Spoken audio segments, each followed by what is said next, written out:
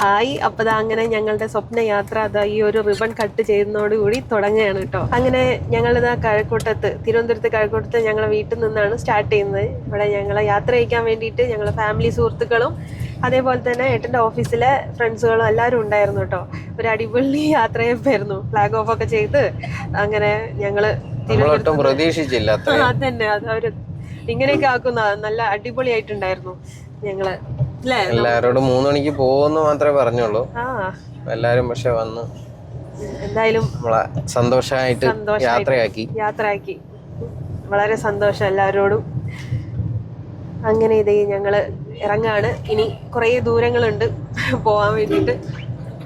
നമ്മള് നേരെ പോകുന്നത് നാട്ടിലേക്ക്. എന്നിട്ട് അവിടെ നിന്നാണ് ഞങ്ങൾ അവരെയൊക്കെ കണ്ടിട്ട് ഞങ്ങൾ രാത്രി നാട്ടിലെത്തും.